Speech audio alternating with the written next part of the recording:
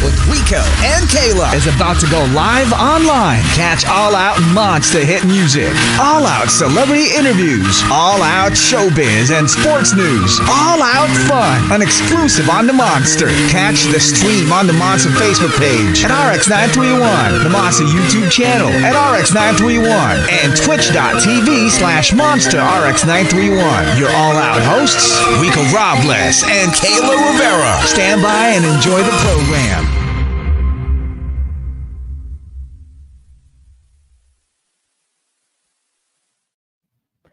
Manila's hottest monster, RX93.1. What's up, monsters? You guys are locked in with me, Kayla, and hey, well, we are missing Rico, but it will be me today here on the Monster. And of course, we are having a very extra special Thursday afternoon here on the Monster because we have a special guest. Yes, a newcomer in the music scene, rising Singaporean musician, Josh Makazo. He will be sharing his latest emotional masterpiece, Hours, and the story behind it here on All Out. So everyone, let's give a warm welcome for Josh Makazo. Hey, Josh. Hello, everyone. Hi. Hey, hello. Welcome to the show. Thank you so much for guesting here. Yes, thank you so much for having me. Of course. Thank you very much. Now, where are you joining us from today? Right now, I'm in Singapore inside my studio. I actually spent, I think, like the entire night. I haven't slept yet. Just making music, you know. Oh my gosh. Okay. That's super exciting. We'll get to that and what you were working on in just a little bit. But I mean, for now, we actually have your song playing in the background. So, of course, yes. So, speaking of Hours, I mean, it's your latest release as a self-produced artist. What gave you the push to produce this song? Because I know this is very different from your previous tracks, and also mentioned that this was a deeply personal process for you. So if you could share with us a little bit more about Hours. Hours was actually the reason why it was so, I would say, difficult for me to write is because it was something that I wasn't used to writing. My writing style is a very like in the moment, in the middle of a feeling, then that adrenaline, that rush really carries me through the finishing of a song. But with Hours, it was something more introspective, something that I reflected happened maybe like more than a few years ago. It was something that really affected me, and so I implemented some aspects of the change that it had on me, and I hope that my listeners can feel that within my song.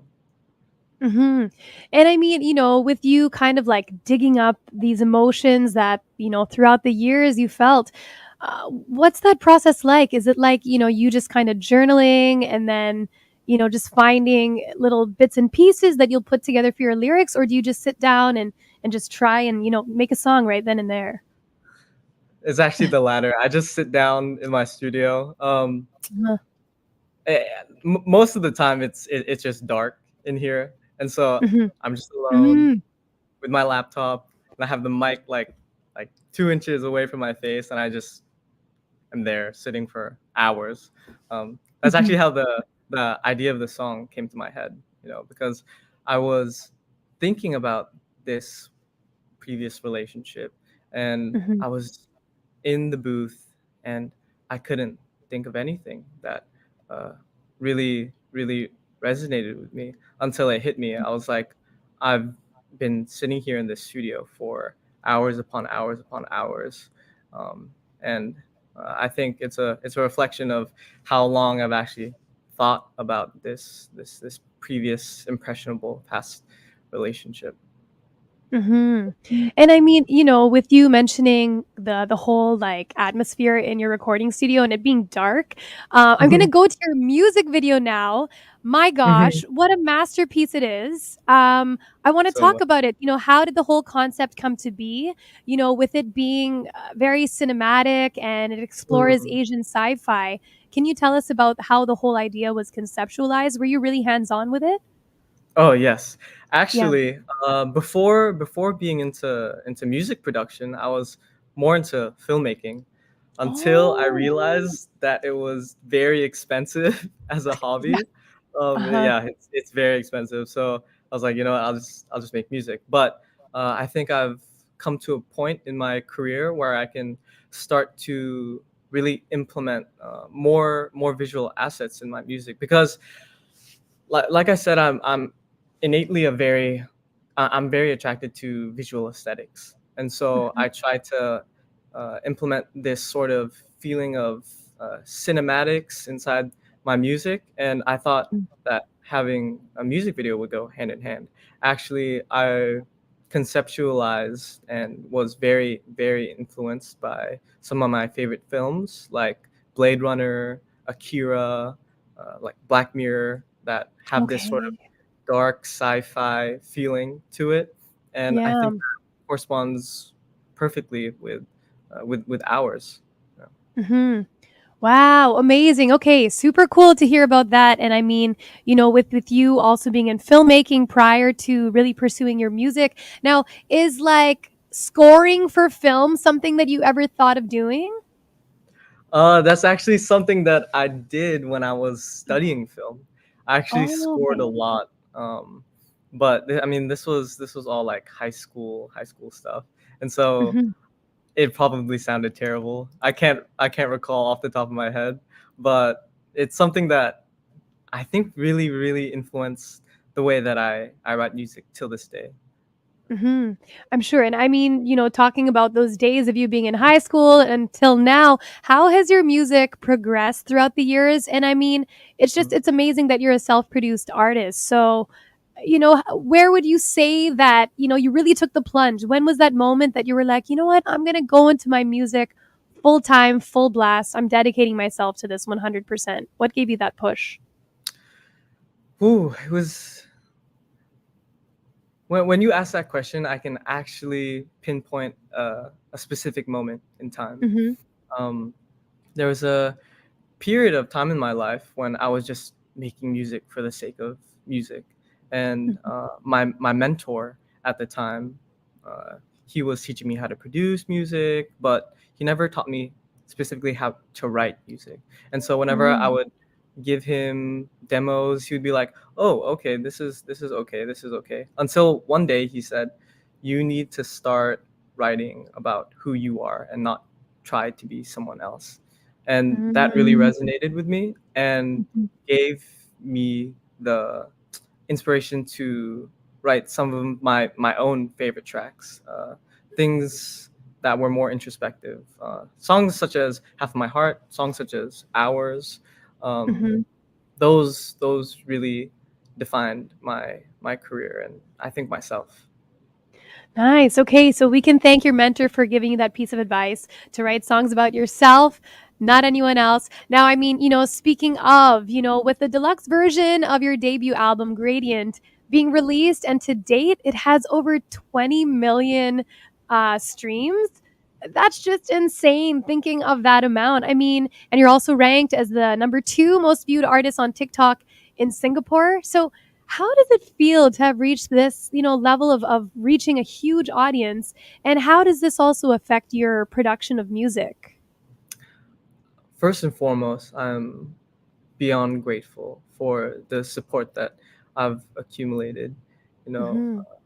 at the beginning I would read some comments. Some comments would be like troll comments. They'd just be like, the song is too short, you need to work on making the songs longer, something like that. But then Mhm. there would be tracks, I mean, there would be comments that said that my music has healed them in some way.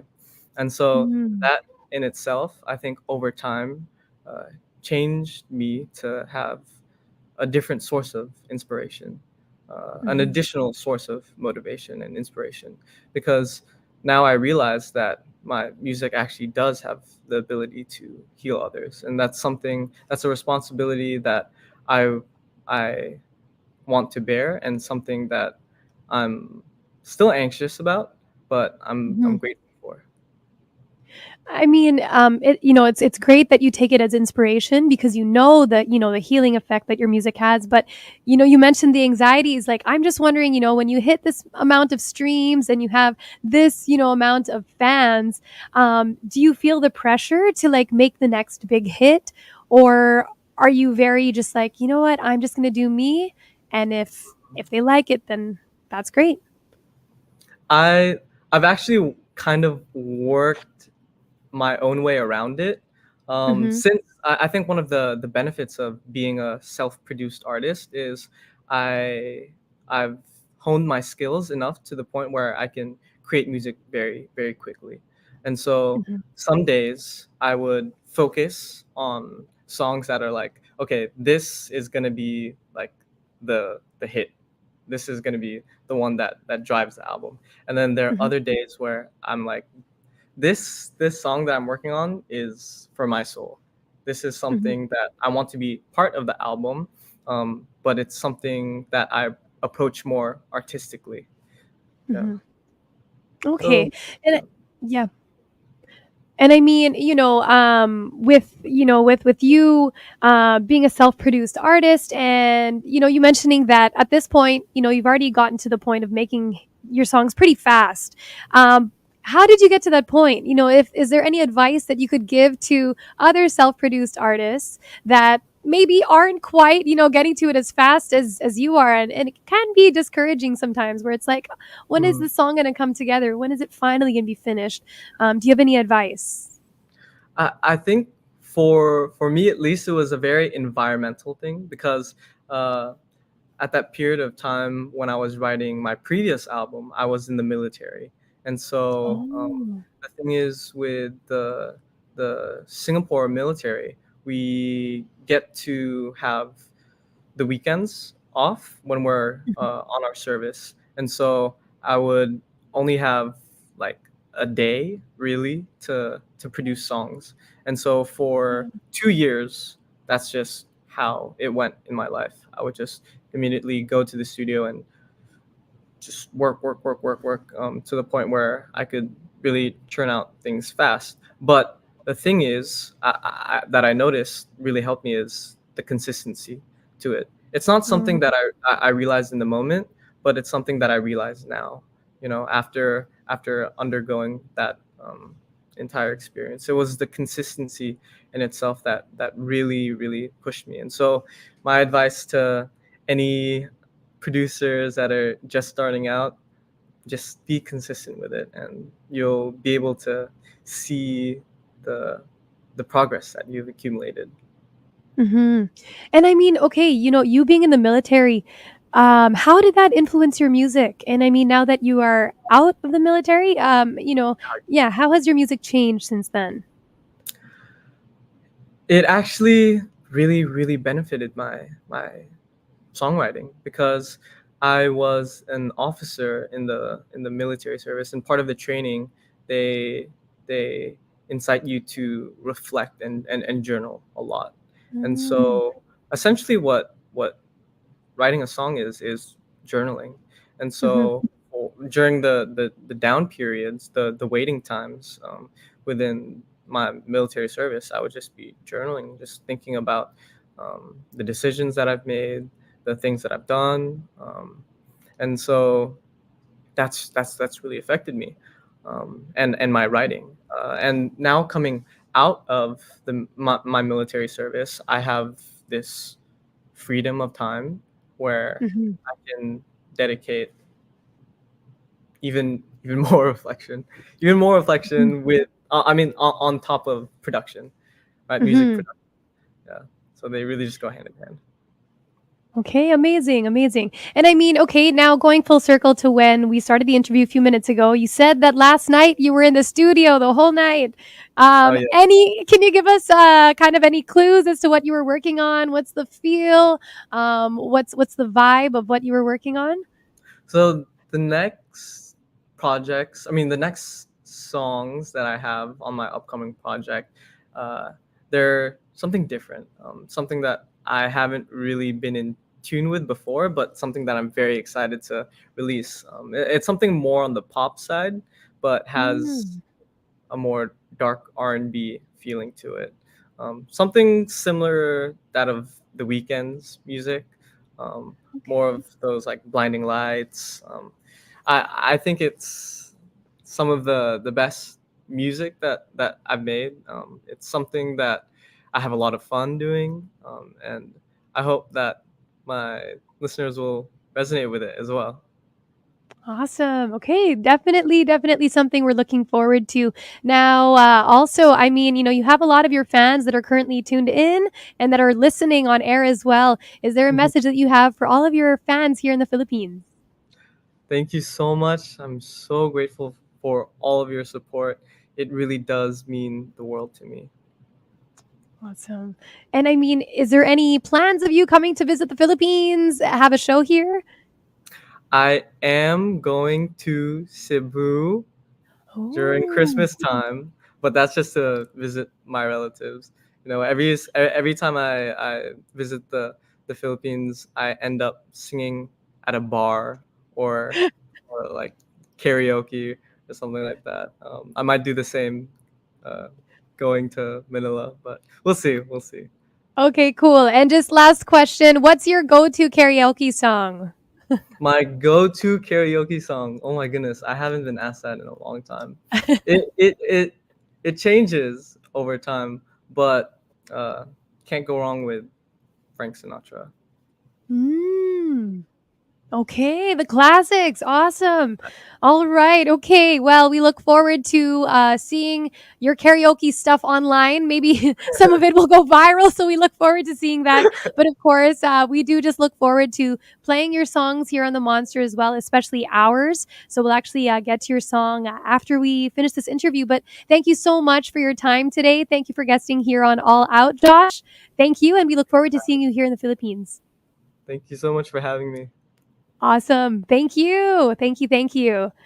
All right, monsters. So this has been an all out afternoon here on The Monster. Thank you once again to Josh Makazo here on The Monster. Once again, this has been Kayla Rivera here on All Out. Bye, guys.